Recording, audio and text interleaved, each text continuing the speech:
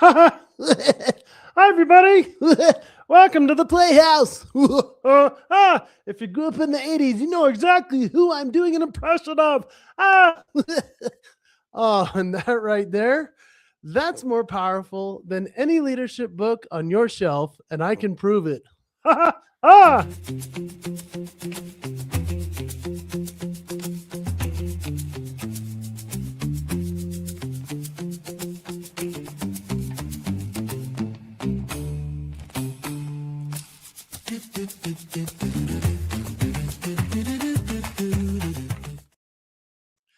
Welcome to the show. Thank you for being here and joining us today on this lovely day in March as we launch it off. I'm excited to be a part of this with you. Thank you for joining me.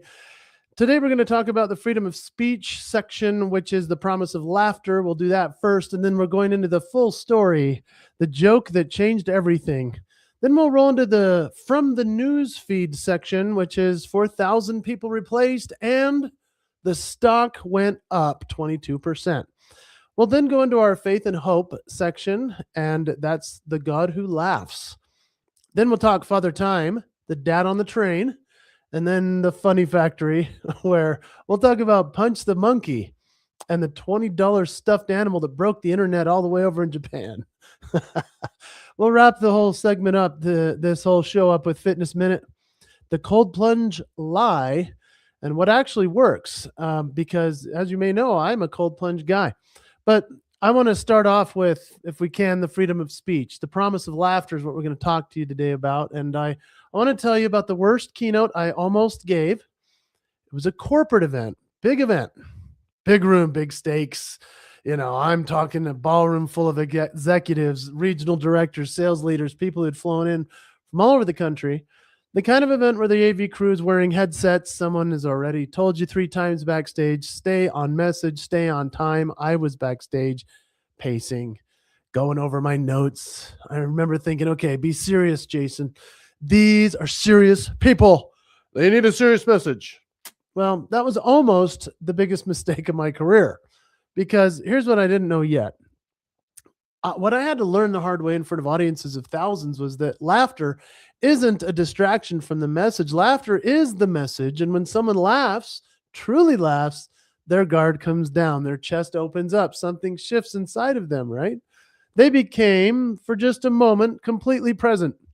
And a person who is present, that's a person who's ready to be changed. And so I did that voice as I began this whole show. Who is that voice? Do you know? I hope you can tell it's Pee Wee Herman. Hello, everybody. La, la, la. Yeah.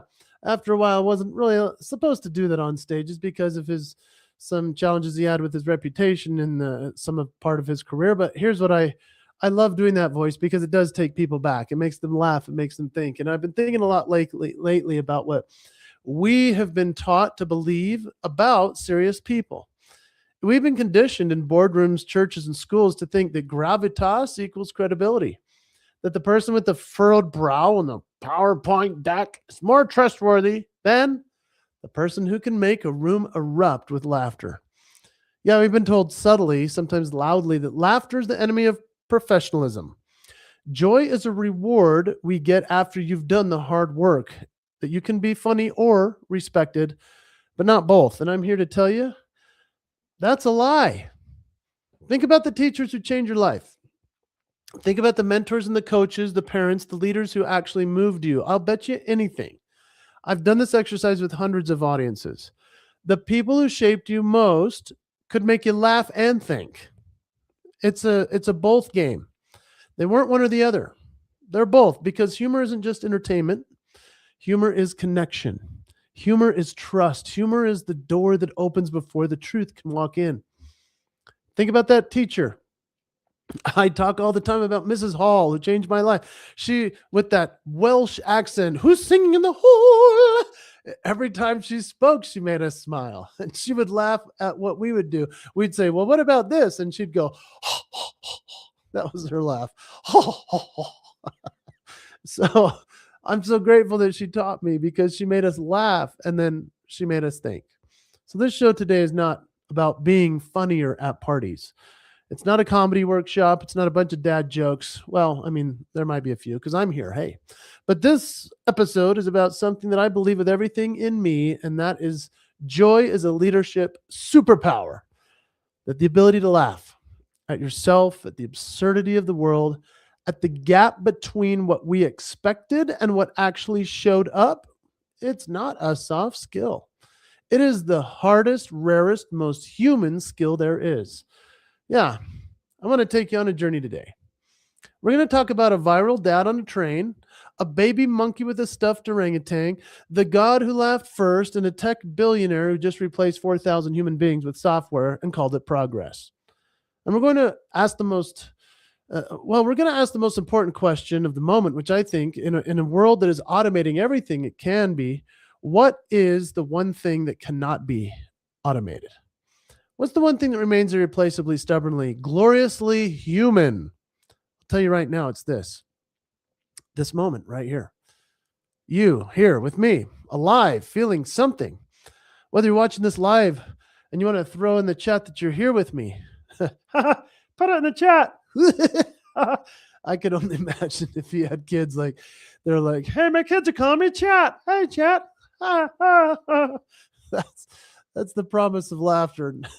Not that everything's funny. I mean, some things are not funny at all, but that joy is the evidence of something deeper. So let me know that you're here. And if you're listening to this on the replay on the podcast, hey, thank you for joining me in that space as well. But the joy is the evidence of something deeper today, something that machines can measure but never manufacture, something reminds us every single time it shows up. We're more than our productivity. We're more than our output. We are humans. Humans are built to laugh. So here's the bridge. The moment of laughter is when a person's defenses drop and their heart opens, making it the optimal moment for a message and a meaningful one to land. I have found that to be so absolutely right, because every chance that I get to make some story funny because it happened to me, as I share that leadership principle comes through, is the way to make a promise even better, especially if you're a leader. So I want you to think about who is the person in your life who shaped you most deeply.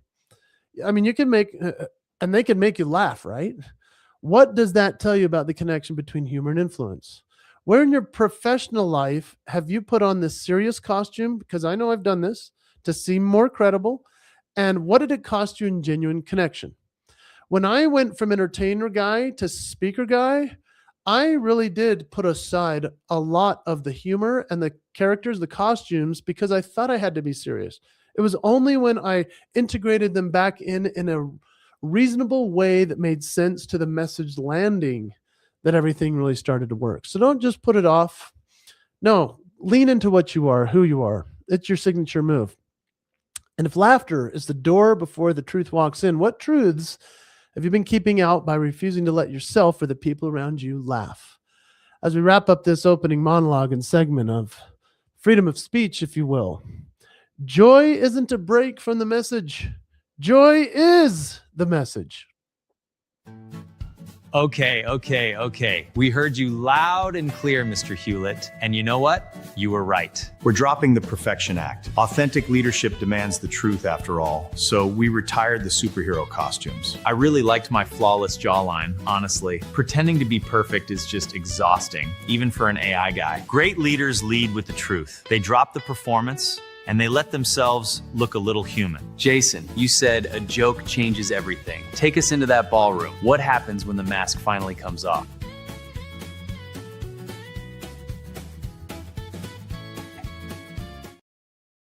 All right. Yeah, that's Doug and Phil. Guess what? We've been talking about them as our amazing AI creation characters that I wanted to put together as these almost perfect looking dudes that are aspirational. And the more feedback we've gotten from people, they're like, hey, we want them to look more like a real person. So we're continually adjusting all that we're using in terms of characters on this show, because yeah, those are AI generated people. That's how we're integrating AI with this. As you can also tell, as I'm speaking throughout this show, if you're watching this, we're going to be putting up images that actually matches what I'm talking about. And in the past, the only way to do that really was at a news station, as long as it was really choreographed and or in post edit, long after it's over. Somebody would add it all in. I have a team around the world. They're incredible. And they're adding in things as I talk, images that support what I'm discussing at the same time. So this is a fun thing to be able to do with the AI piece. But let's talk about the full story. Let's talk about the joke that changed everything. Let me tell you about the day I made a room full of executives cry laughing and why it changed the way I think about everything. And now I've had moments like this in my career, but this one happened just last year. It was a major keynote, a major corporate keynote. You know how those go. I'm not going to name the name of the company but you'd recognize the name immediately. It was C-suite in the front row. Every single person in the room had a title with at least 4 words in it. The event planner had emailed me twice to remind me the audience was results focused and data driven. And I walked out on the stage, looked at all those serious folded arms. I dare you to entertain me faces. And something in me said, oh man, don't perform. Just tell the truth, but tell it sideways. And I did. So I started with a story instead of my normal thing that I knew would land, And I started a story about how badly I needed to go to the bathroom before coming to stage. And because they told me backstage, we just have a few committees to introduce and then you're on. It'll only take a minute. And so I told the real-time story of how I was sitting backstage as the keynote, suffering, needing badly to go to the restroom, but they wouldn't let me, as they would quickly be getting through the committee portion. Well, 15 minutes later, I'm struggling as they introduced me to the stage. So I made fun of myself. I walked out in front of all of these very important people, executives. I made fun of the amount of committees they were just talking about. I told them, I was like, wow, I really had to go to the bathroom. And I guess I told them that I needed to. It was going to take a minute. And then they told me I couldn't. And so I just explained the whole story. They said, you just wait until we're done with the committees, then you'll go out and speak. I said, so my friends, I have to go to the bathroom really bad. And obviously, I'm not a part of any of those committees. Maybe I should volunteer to be on a committee. Maybe I should start my own committee since everybody here is on 10 committees. And the more I did that, the more they started laughing. They were scream laughing, actually. It was a self-deprecating story about a failure of mine. I needed to go to the bathroom. So specific, so human that people started nodding back and forth and laughing and not a polite, like, haha. It was like, they're like, hitting the arm of the person next to them, kind of stuff that makes the CFO forget for 10 beautiful seconds he has a board meeting on Tuesday. And then in the middle of the laugh, I landed the truth. I said something that mattered, something about the gap between who we're performing to be at work, who we actually are when we get home. And the laugh turned into something else, something quieter, something a few of them later described as, I didn't expect to feel that today, but thanks for taking us there. The standing ovation didn't come from my impressions. It didn't come from my performance. It came from the moment I stopped performing and just became real. Now, I'm not saying do potty humor on the stage. That's not what this was. It was just making fun of what was happening in the moment that they all recognized was funny. And I just need to point it out. And that's when I understood something that I've spent the rest of my career trying to articulate. Humor isn't a technique. It's not a tool you pick up and put down. It's a posture. It's a decision to be human in front of humans. When a leader does that, and when a leader drops the armor and tells the people through the back door of a laugh, hey, people don't just applaud, they follow. So here's what I figured out about the 3 kinds of humor that actually works in leadership. The first is self-deprecating humor. I've become very good at this. This is the most underused leadership tool in existence. When you laugh at yourself first, you give everyone else in the room permission to be imperfect. You signal that you're not fragile. I mean, it takes strength to talk about it. You signal that you don't need to be protected from reality, and that builds trust faster than any mission statement ever written. The second kind of humor is observational humor. And this is about a shared reality, just like all the committees that we should join. I mean, it was hilarious to me, and obviously they all liked it too. And when a leader points out something that everyone in the room is experiencing, but nobody said out loud, the absurdity of the amount of committees or the all hands meeting that could have been in an email, the gap between the company values on the wall and the way the last quarter actually went, Yeah, the goals versus promises concept. Yeah, we name it with a torch, with a light, and we allow something more remarkable to happen. People feel seen, like they're in the room with you, and we're all together. I'm not above them. It's not just funny; it's fellowship. And the third one, the most powerful, is revelatory humor. Truth through the back door is the kind that comedians live for. It's the kind that makes you laugh and then immediately go quiet because the laugh revealed something true about you, about all of us. A great leader uses this sparingly, but when they do, it lands deeper than any PowerPoint slide, any strategic framework, any inspirational quote on a mug. It bypasses the defensive brain and plants a seed directly in the heart. So let's talk about what I'm calling the professionalism theater epidemic. So there's this guy, Jack Dorsey. He just announced that Block is cutting more than 4,000 workers because I'm quoting here, intelligence tools have changed what it means to build. The stock then jumped 22%. Yeah, that's pretty crazy. We're going to talk a little bit more about that in the next segment, but I just want you to think about, where's the humor in that? What happens in the company culture when the human's left behind and watching everything else replacing them? Where's humor? Where's the AI in that? And humor is the one thing that, well, as far as I've found, AI can't replace that so far. It can generate jokes. It can detect sentiment. It can even mimic wit, but it cannot genuinely self-deprecate because it has no self to deprecate. And it can't observe shared reality because it doesn't live in the room. So it's a customizable thing when we have the ability to add some humor into it. And so as we wrap this up, this section, I want you to think about the standing ovation that always goes to the human moment. In 15, 20 years of doing keynotes, the moments audiences remember are never the polished moments. It never is. I'm telling you, I've done this so long. They're always the moments of naked, unscripted, underperformed humanity. It's making fun of what's happening right now in the moment. It's having that observational humor, but also something that's self-deprecating, backdoor, just kind of blows their mind. It's a great thing. If your greatest professional truth can only be delivered through a laugh, what would the joke be and who needs to hear it?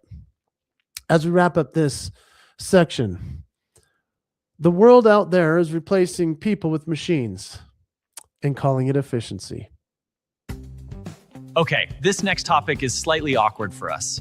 Jason is looking at a company that just replaced 4,000 humans with AI. The stock market actually celebrated those layoffs. It proves the world is measuring efficiency and completely ignoring actual human worth. We are literal AI constructs. I can process data instantly. I still know I could never replace the weight of a real person. Algorithms calculate patterns. They cannot hold space for someone in crisis. Real leadership requires your physical and emotional presence. Jason, open up the newsfeed. What happens to a culture when we value software over a human heartbeat?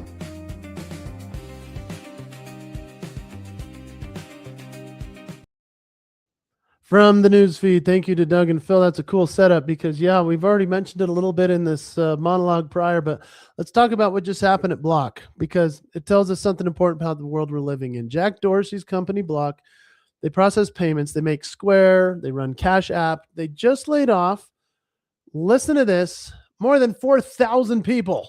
What? That's roughly half of their 10,000 person workforce gone. And the reason Dorsey gave, I want you to hear this carefully. The reason was intelligence tools have changed what it means to build. Not because the company was struggling. Block posted a $1.3 billion profit. They didn't cut people because they had to. They cut people because they could. Reading in the latest, it said last week the financial technology company Block announced that it would lay off the 4,000 or 10,000 workers. Block said in a letter to shareholders that advances in AI have changed what it means to build and run a company. We're already seeing it internally. A significantly smaller team using the tools we're building can do more and do it better. And intelligence tools, capabilities are compounding faster every week. He blamed it on AI. He said that AI chose to do this. The stock, did it drop? No. went up 22%. I, I just want you to sit with that for a second. 4,000 people lost their livelihoods. 4,000 families. 4,000 people given their time, their energy, their creativity to build something, and the market's response was not grief, not outrage, not even a shrug. The market celebrated. What? The message is clear. Fewer humans equals more value. Dorsey doubled down.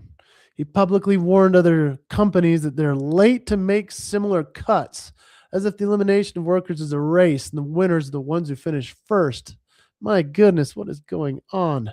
Around the same time, there's something else that happened that I think deserves our attention. A company called Anthropic, the AI company that makes Claude. Do you use Claude? There's all kinds of different AI sources you can use, but Anthropic was reportedly approached to help develop mass surveillance tools and autonomous weapon systems for the Pentagon.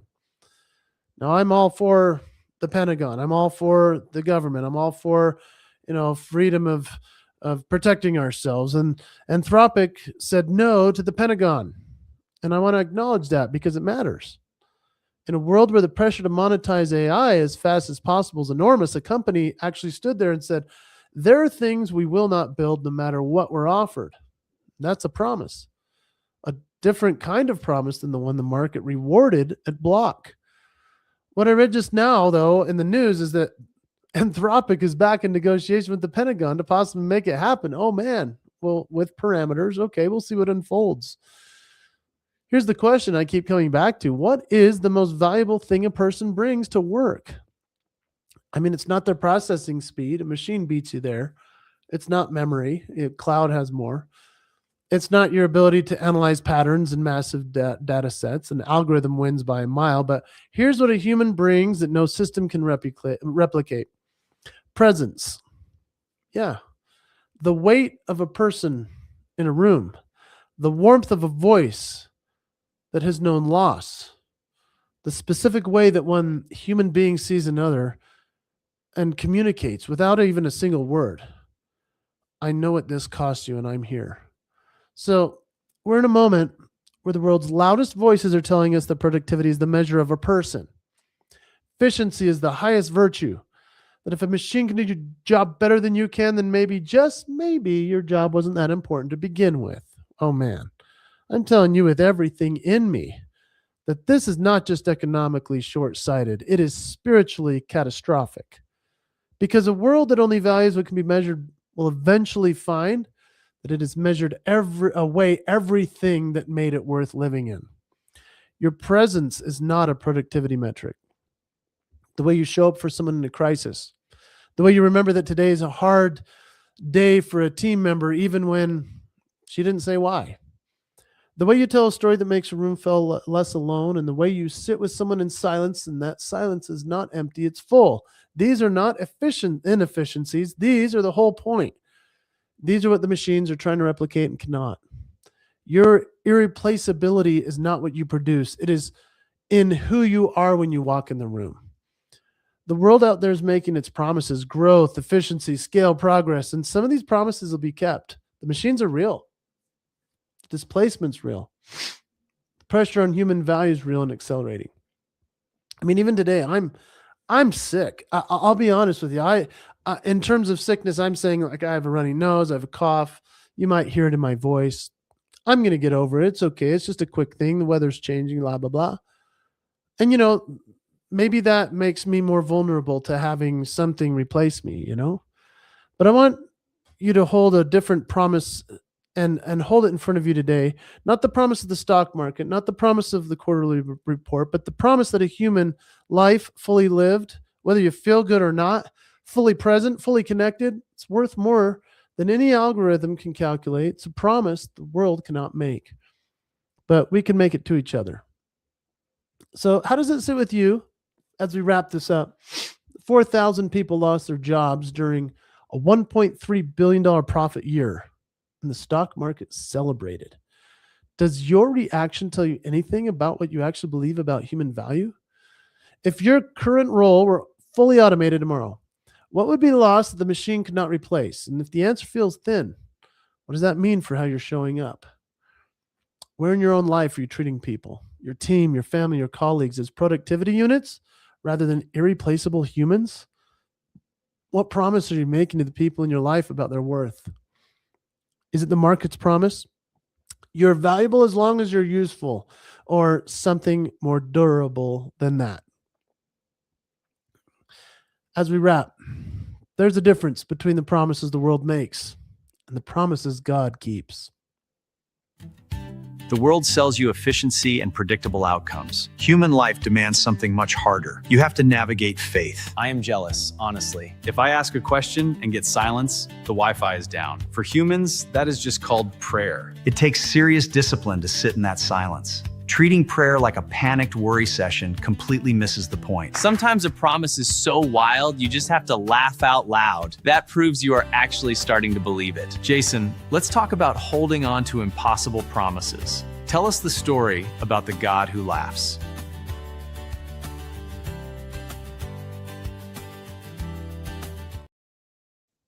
Let's talk faith and hope.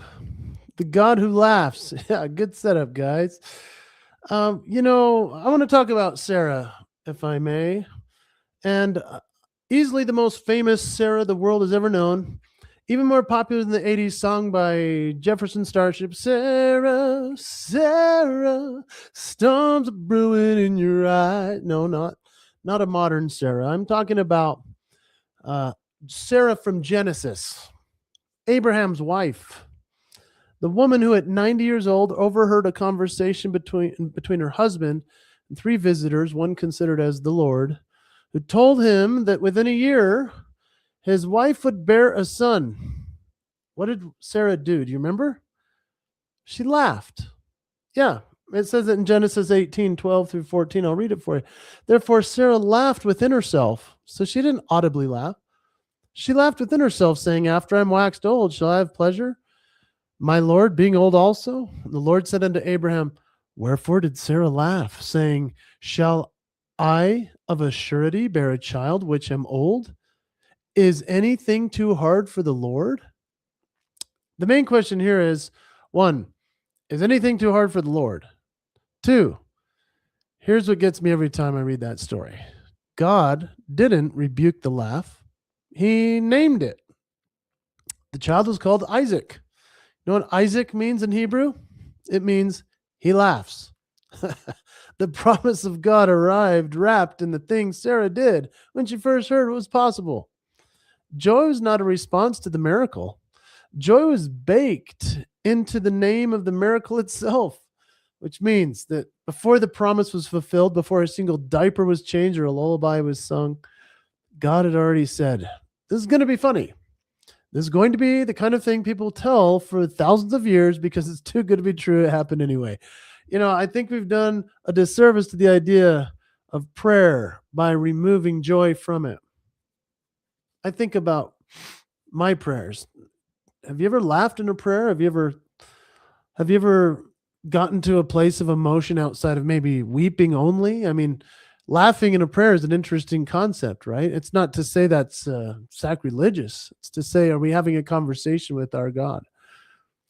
I think we've made prayer into something solemn and heavy and carefully worded, and sometimes it's all of those things. I mean, grief deserves its gravity, and midnight prayers when you don't know how to go on are some of the holiest moments a person can have. But I also believe, truly, I've come to believe more deeply every year that prayer without joy is just worry with your eyes closed. It is asking God for things while secretly believing he won't come through. That's not faith. That's dread dressed up in religious language. Joy is a spiritual discipline. I want to say that again because I think it gets lost. Joy is a spiritual discipline. Joy is not a feeling you stumble into when circumstances are good. Joy is a practice. It's a posture of the soul. It's a decision made daily, sometimes hourly, to hold God's promises with an open hand rather than a clenched fist. To say, I don't know how this works out. I don't know when the promise arrives, but I know who made it. And that person, that God, has a track record that includes a 90-year-old woman laughing in a tent the 100-year-old husband, 9 months later, holding a baby named Laughter, Isaac. I'm going to mention something today that's been moving me lately. It's the America Prays initiative. Have you heard of this? America Prays. There's a growing movement across this country, across churches, communities, living rooms, of people who are choosing to bring prayer back to the center of their lives. And it's not just crisis prayer, not just check the box prayer. I mean, I do a lot of prayers where it's like the same thing I'm saying over and over again. But these are genuine, sustained communal prayer. What strikes me about the stories I'm hearing from this movement is that joy keeps showing up, not because everything's easy, it isn't, but because when people actually believe that the God they're talking to is listening, the weight lifts a little, shoulders drop, sometimes they laugh.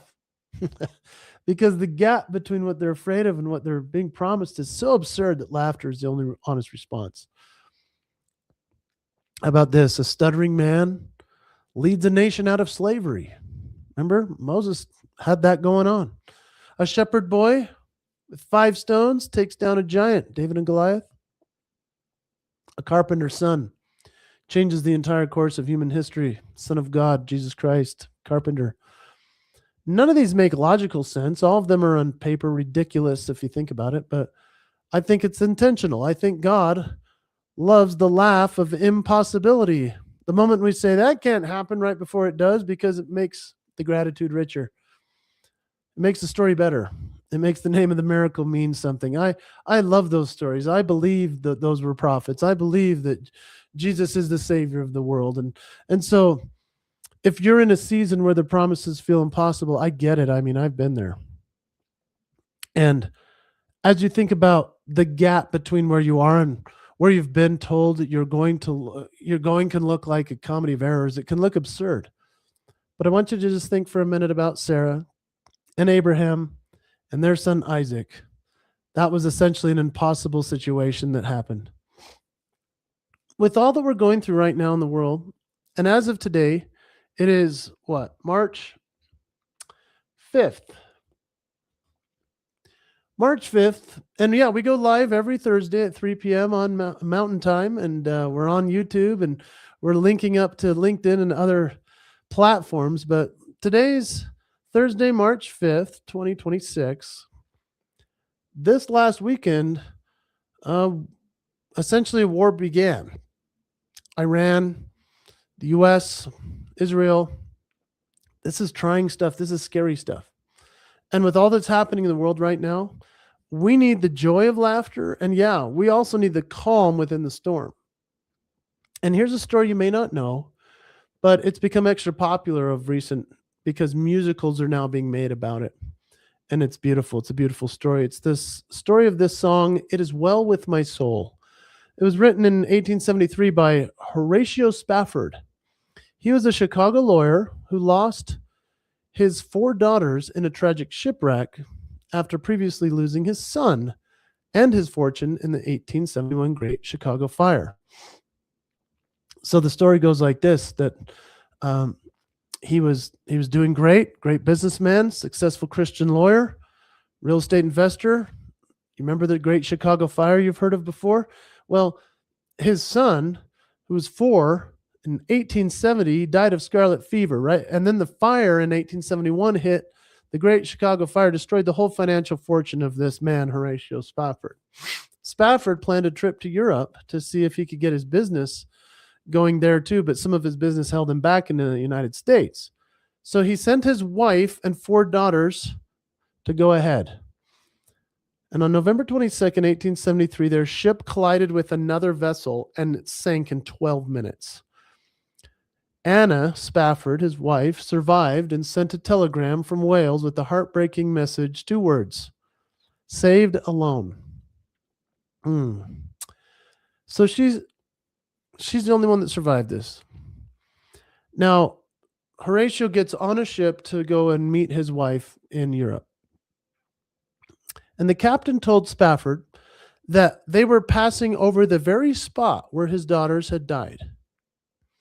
And inspired by a deep sense of calm, despite the tragedy, Spafford wrote the words, "When peace like a river attendeth my way, when sorrows like sea billows roll." He wrote a beautiful poem about this tragedy, and it's one of my favorite songs of all time. In fact, if you look up the Tabernacle Choir at Temple Square version of this song, it is stunningly beautiful.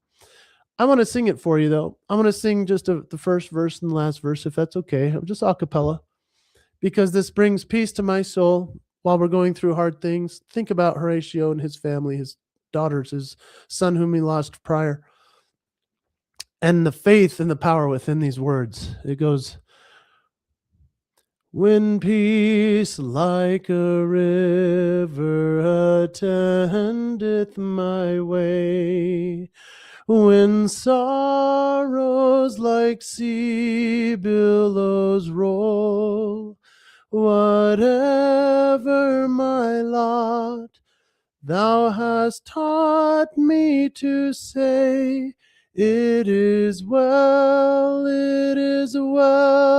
with my soul. It is well with my soul. It is well with my soul. O Lord, haste the day when my faith shall be sight, the heavens be rolled back like a scroll, the trump shall resound, and the Lord shall descend. Even so, it is well with my soul. It is well with my soul.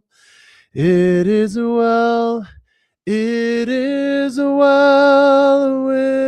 my soul. What a great song.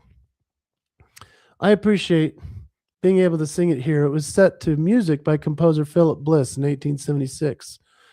And I hope that as you heard that, you were thinking about times and ways in which life is hard, tragedies strike.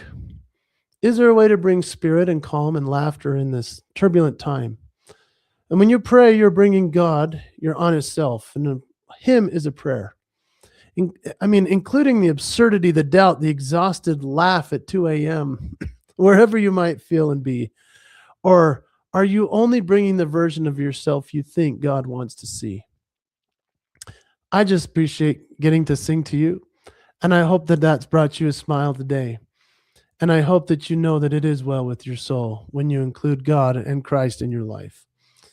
Now, speaking of showing up, as we wrap up this segment, there's a dad on a train who just taught the internet what fatherhood looks like. I'm definitely taking notes for the future. I watched that viral video of the dad making his toddler pick up those spilled chips. Cleaning it yourself is easy. Letting them do the work is how you actually build a capable human being. Honestly, I'd probably just panic sweep the chips into my pockets so people stop staring. This is exactly why I need the program. Convenience is an absolute thief. Real leaders create the right conditions. They stay in the room and let you figure it out. Jason, take us to the train. What does picking up a dropped snack actually teach us about the promise of fatherhood? We're talking father time, and the dad on the train is what we're talking about. You probably have seen it. If you haven't, you need to find it. A travel vlogger named Deepak Samal is on a train with his 2-year-old son. Little boys eating chips because 2-year-olds are tiny chaos agents. And hey, chip happens. All right, dad joke. And some of the chips fall on the floor. And here's where every parent in existence would do the same thing. Well, one of two things. One, they'd either just leave it for someone else to clean up. Don't be that guy. Two, they did what Deepak did. No, they don't. They did. You just normally would say, okay, I'm just going to pick it up myself. And it takes 3 seconds. It's easier, right? Nobody's watching. I'll just grab the chips, and move on. Get rid of this problem. Deepak did this differently. He pointed to the chips on the floor and guided his son gently, patiently, in that dad who has done this before voice to pick them up. Now, if you listen to the video, he sounds a little harsh, but that's just how he talks, I think. The 2-year-old being 2 wasn't thrilled, but he did it. Deepak captured it, posted it, and said something that has stuck with me ever since I watched it. Sometimes convenience steals the lesson. Over a million views it's got hundreds of millions of views by now. That's not a coincidence. That's a hunger. We're starving. Genuinely, desperately, culturally starving for images of fathers who are present, not perfect, not Instagram polished, not performing for the algorithm, present, engaged, willing to slow down enough to teach a 2-year-old to pick up his own chips on a train. And I love this. A level of inconvenience that is entirely unnecessarily and entirely worth it, right? I think about this as a dad. I think about how many chips on the floor moments I've let slide. Not because I didn't care. I care enormously, but because convenience is, well, it's always right there. The path of least resistance is always the wider road. It's always faster to just do it yourself, isn't it? To just pick up the chips, fix the problem, handle it yourself. Every time you do that, you get 3 seconds back. And your kid loses a year of preparation for a world that's not going to do it for them. Fatherhood, and I want to say parenthood, leadership, mentorship, all of it. It's not about being the hero of your kid's story. It's about giving them the tools to be the hero of their own story. The greatest leaders I've ever met are not the ones who built everything themselves. They're the ones who created the conditions for others to build. Greatest dads I know are not the ones who did everything for their kids. They're the ones who stood beside their kids while they figured it out, fighting every human urge to just make it easier. And so when I think about this, I think about the challenge of allowing that to happen, right? And I don't want to make this dramatic, but let me just tell you a quick little story about my son, Romney. My son, Romney, let me find a picture here. So if you're listening, this is just a nice picture of my family. You can find this online. Here's my family. So Romney's the tall one next to me there. He's just turned 18 the other day. Amazing kid. He's preparing to serve a mission for our church. And that means he'll be leaving for 2 years. His brother with the mustache over there, he's been gone in Argentina for the last 7 months. We miss him a lot. He'll be gone for 2 whole years. And then Romney's going to leave about the halfway point of Redford being gone in Argentina. So Romney's getting ready for that. Now, why do I tell you about that? Because Romney recently, in order to get ready for this, he had to get his wisdom teeth removed, because you have to have them removed before you go on these missions around the world. It was a surgical procedure, and it continues now weeks later to give him grief. And he's made the best of this challenge. He actually said to my wife, he said, "Will you please record me after the anesthesia is coming, after it's coming off from the surgery, and I want to go live on Instagram or TikTok or wherever you want to send it." Romney only sings in the privacy of his room or in the bathroom, right, when he's showering. And so the fact that he was okay with going live, it really kind of knocked me out. I thought you'd get a kick out of it, whether you're watching this. If you're watching this, you're going to see everything about it. If you're listening, you'll see that you'll hear that he's got gauze in his mouth that's making this difficult. He's singing Kissed by a Rose and Sherry Baby. And he's getting all kinds of comments from people as they're driving. So let me see if we can play this video. La la la la la la la la la la. There's no time so much you can say. You remain my power, my friend, my friend. This is very, very nice. I say you have a man. Rocky, that sounds awesome. I'm going. Thank you guys for following me. Thank you for a rose. Thank you for a rose. Thank you for a heart. Thank you for a heart. Sing us another song, Rodney. Song. Sing us Frankie Valley. Sherry, Sherry, baby, Sherry, Sherry, baby, Sherry, baby, Sherry, baby, Sherry, why she come out tonight? Come out tonight. I don't know if that makes you laugh as much as it makes me, but that is not his personality at all. Like, he's very stoic. He's obviously a fun guy, but like, he's never done anything like this. And the fact that he would share that with the world, it's now gone viral and people loved it. But he also decided, hey, you know what? I want to show up for my basketball game. Well, he plays basketball and he's very good. And so here's a picture of him for the listeners. It's a picture of him sitting on the sideline with his jersey and a white bandage around his face. This kid, he still showed up. He, I asked the coach, don't put him in until we're up by 20 and then he can shoot a few shots because he's still not got his legs under him. He's still dizzy. He goes in and he shoots a few air balls. Now, why do I love this story? Because I appreciate that my son, who's pretty shy and private in many things, he's willing to put himself out there. He's willing to go into the game and still be there for his team. He's willing to show up as a promise to the people that he cares about. And, he's normally the guy hitting all the shots. Now he airballed a bunch of them, and it was the last game of the season. He showed up. That's the point.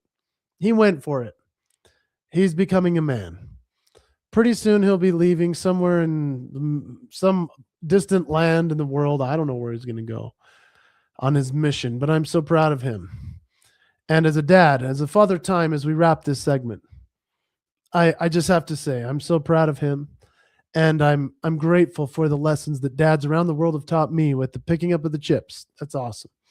And equally, it's the best thing in the world to be a dad. All right. Enough of the serious talk. It's now time to wrap with the best part of the show. Doug, I've got a confession. When I get overwhelmed, I sit in my parked car in the driveway, just listening to the air conditioner. Finding comfort is a vital strategy. Every leader eventually hits a wall and needs a safe place to recharge. We all have that one specific thing we run to when the world gets loud, even if it seems completely ridiculous to outsiders. You have to know exactly where to go to reset your mind. You protect that space so you can return to the standard. Jason, take us into the funny factory. Why did a baby monkey and a cheap stuffed animal completely break the internet?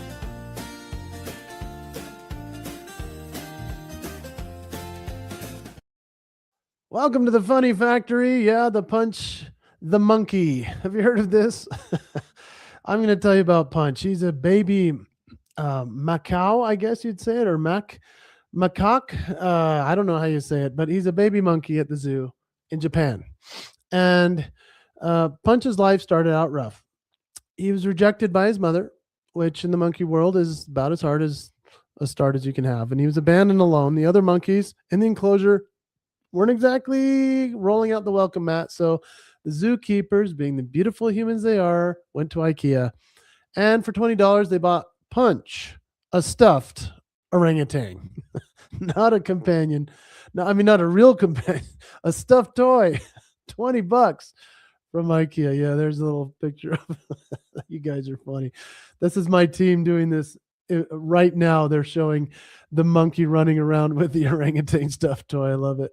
Punch was attached to that little orange stuffed animal with everything he had. He carried it. He slept with it. He went everywhere with it. And then one day somebody filmed this and Punch got bullied by the other monkeys. And what did he do? He ran. He ran straight to his stuffed orangutan, clutched it and held on. Like the toy was the only solid thing in the world that kept moving. And the internet lost its mind. I mean, in the best possible way, The video went viral. Millions of views. People ugly crying over a baby monkey hugging a stuffed animal.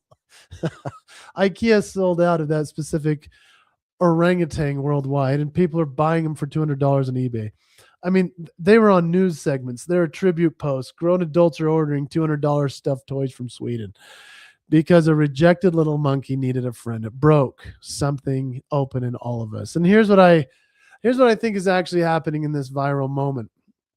We recognize Punch. Every single one of us, if we're honest, has a stuffed orangutan. Something we run to when the world gets rough. It's a song, a walk, a specific couch with a specific blanket. It's a call to a person, a prayer in a specific posture, a place that has no practical value except that it's safe. And it's the world we live in. The world of optimized, productive, maximized, scaled, efficient humans doesn't have a lot of room for the stuffed orangutan. It tells us to push through, though. Level up, stay in the game, don't show weakness. But Punch didn't level up. Punch ran to his orangutan, and the whole world loved him for it. So what if the thing you keep apologizing for, you call your weakness, your comfort habit, I know I shouldn't, but I always do that. What if that thing is actually the most human thing about you? What if the run back to what gives you comfort when other monkeys are being unkind is not evidence of your fragility, but evidence of your wisdom? I think joy has an address, and I think it lives in specific, particular places. Not in general happiness, let's say, not in the idea of good things, but in a specific song or a place or a person or ritual. So what's yours? As we wrap up this quick segment about the Funny Factory. If joy has an address, what is yours? Can you say it out loud right now? It's not a concept, but a specific place, person, song, or ritual. And when is the next time you plan to go there? I hope that you think about it for yourself. Let's wrap this segment up quick. From what feeds your soul to what feeds your body. Here comes fitness. We've turned health into a spectator sport. If a habit doesn't look dramatic on camera, people assume it doesn't work. It's hard to ignore the trends. You see those extreme morning routines and assume that's the only way to get real results. Consistency outperforms intensity every time. The daily habits that actually change your life are usually quiet and completely unglamorous. I really need to remember that. The actual goal is just having the energy to be fully present at home. Jason, let's look at the reality. What is the truth hiding under all this cold plunge hype?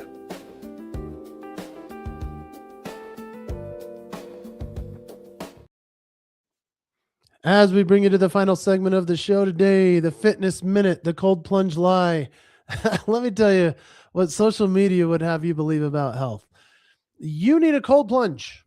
Not just a cold plunge, but a specific cold plunge at a specific temperature, at a specific time every single morning, filmed in specific lighting with perfect music, posted with a perfect caption about how you almost quit, but you push through, and now you're ascending to a higher plane of human performance. Right?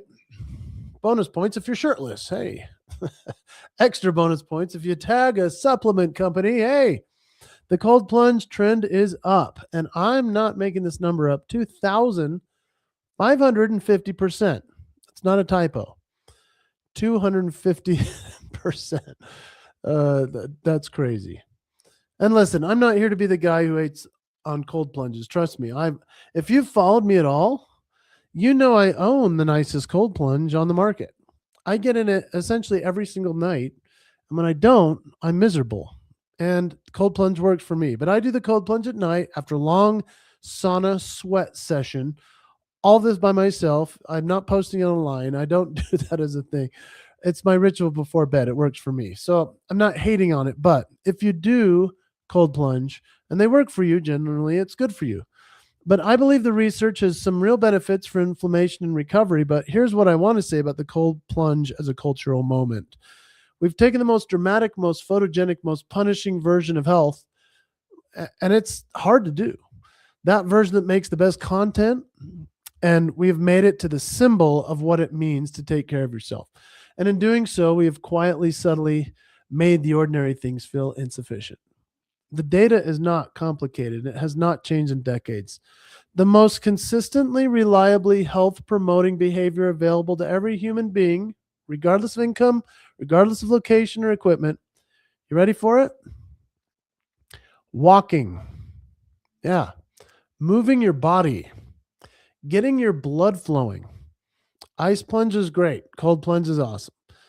But the research on a daily walk is so overwhelming, so consistent across so many populations and health outcomes that if you could bottle it up, it would be the most prescribed drug in human history. but walking doesn't make good content. Walking doesn't trend. Walking doesn't go up to 5,100%. I want to talk for a second about blood flow because I think it's the most underappreciated health conversation happening right now. Nitric oxide, which you've maybe heard me mention before, is the molecule that governs circulation. It signals your blood vessels to relax and dilate. It means your better blood flow to your heart, your brain, your muscles, everything else. And as we age, our bodies produce less of it. The consequences of that decline are profound. Heart health, cognitive function, energy recovery. And the thing that stimulates nitric oxide production, movement, circulation, getting up and moving your body, as well as what you put in your body. Now, my dad, his name is John Hewlett. He's a nitric oxide pioneer and advocate and messenger. And he's been telling the world about nitric oxide, what it does for us for many years. He also talks about the broken medical system. He was featured this very week in the Maha film series. Yeah, that would be the Make America Healthy Again film series, which launched worldwide as commissioned by Robert F. Kennedy Jr. and by the White House to make America healthy again. I'm proud of him and his mission. And his mission has actually shifted from just helping himself with his help to his family to then over 1 million people to now, well, you'll hear this video clip as we wrap up this show today. But I want you to just listen to him talking about how his mission has changed and how it's grown and how you can be a part of it, how you can reclaim your health, how you can help be a part of the Cardio Miracle world that I'm a part of, as they are the sponsor of this show. I hope that you'll take a listen. Here's my dad. I'm proud of him, John Hewlett. Here we go. So I became a zealot in that process and was fed off by the miracles that I saw, not only in my personal life, my family life, my relatives, my loved ones, and then other people throughout the world. I actually went to a Joe Dispenza event last year, and in the process, they go on the walking meditation. And I had a huge epiphany because I had said in 2007, I wanted to save 1 million lives. And I felt like with all the things and all the influence and the 17 years I've spent, that I had probably accomplished influencing the nitric oxide presentation and story to that extent. But as I was walking the walking meditation with Dr. Joe, the epiphany hit me. It's 100 million lives. So that's our objective now. We want to take this to the next level. We want people to understand there is hope. And that there is a difference, that you don't have to necessarily have a zipper down your chest. And maybe you're going to work out and do all the things right, but even we all know a lot of people in the last few years who've suffered from sudden heart attacks, turbo cancers. There's a lot of things going on.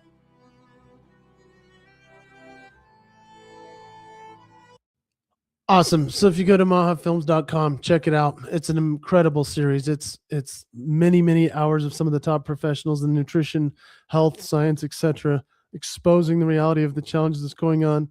And remember, health is not a performance. It's a promise you make to yourself every single day. A walk, a glass of water, 8 hours of sleep if you can, moving your body in ways that feel good, supporting your circulation, laughing. Did you know laughing brings nitric oxide through your nostrils? That's a good thing too. And Cardio Miracle is the best way to do that for yourself. Cardio Miracle is just a simple drink that you pour in your water, and you just do that a time or two a day, and it is going to transform the way that you feel, the way that you are able to move and keep promises to your family. And so here's the logo of it.